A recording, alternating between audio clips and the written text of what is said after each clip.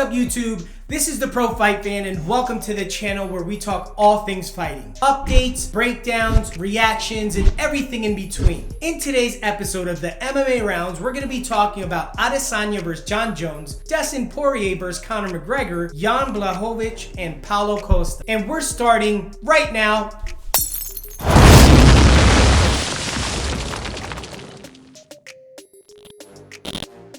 First up, Israel Adesanya vs. Jon Jones. If you're not aware, Jon Jones and Israel Adesanya have been going back and forth for years now. That being said, Jones recently posted a portion of Izzy's post-fight press conference where Izzy states that he has to speak with his longtime coach Eugene Bierman about a move to light heavyweight. Jones would go on to basically tell Adesanya that Izzy is a younger fighter with more fighting experience, having fought over 100 fights, insinuating that the last stylebender should be confident to face him now, and then he would proceed to advise Izzy that he'd rip his arm off. Izzy has since responded with a couple of memes saying soon, as well as who's mentioning who, being that Jones has been very vocal about fighting him since his past victory this weekend over Paulo Costa. Betting odds are now available for a potential Jones vs. Adesanya fight, with Jones being a -150 favorite and Adesanya a +130 underdog.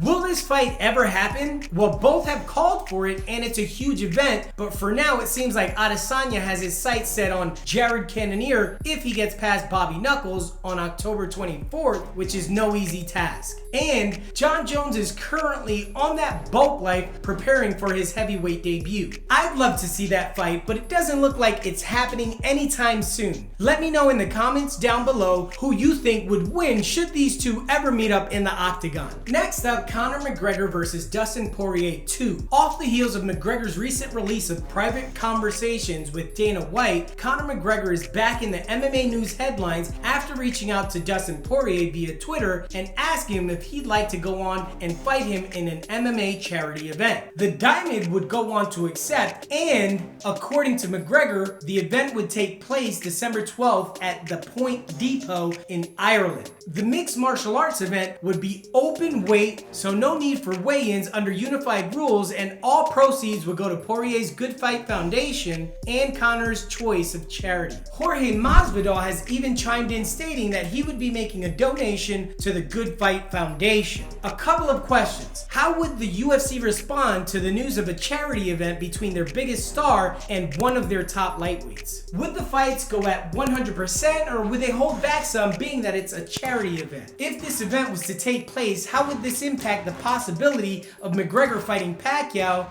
which was also rumored for late 2020 or early 2021? So there's a lot of questions that come to mind. Do you think it'll happen? Let me know and comment below. This past weekend, Jan Blachowicz went on to become the UFC light heavyweight champion, and it couldn't have happened to a nicer guy. Upon his arrival back home in Poland, he would receive a hero's welcome, which was nice to see. Blachowicz is one of the few fighters to win a title at the age of 37, where he seems to be improving each out. Many still see him as an easy out due to his lack of speed, as DC Daniel Cormier would go on to say on the DC and Hawani show. Well, Jan didn't take too kindly to the statements and issued a challenge to the former UFC light heavyweight and heavyweight champ, telling him to get his fat behind off the couch and to fight him where he'd teach DC some respect. Now, DC had mentioned in his post-fight interview following his loss to Stipe that if he wasn't going to be fighting for titles, he wasn't interested in fighting, and since announced his retirement. Could the thoughts of a return for another crack at the light heavyweight championship have DC contemplate a comeback? Well, DC would recently go on to shut down that challenge quickly on Twitter by stating, "No chance, champ. Congrats on a big win. You're the man. You're the king now. You shouldn't worry about what an old, retired man is saying. Great job getting the title.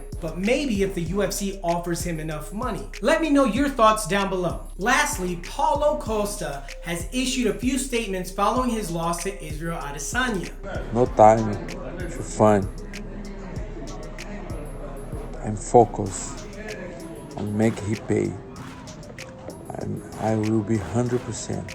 He would go go on to state that he wasn't 100% for his fight with Izzy and was highly upset with the champ's antics after his victory inside the cage. While I'm certain that a rematch isn't going to be next for Costa due to having lost in such dominant fashion, with his popularity and pleasing fight style, we'll probably see Paulo in a significant bout inside the octagon soon enough. For more on what's next for Blachowicz, make sure to click the link above. If you liked the video, help the channel out by hitting the like button. Make sure to subscribe and hit the notification bell. That does it for this installment of the MMA Rounds. I'm the Pro Fight Fan. I'm signing out. I'll see you in the next one.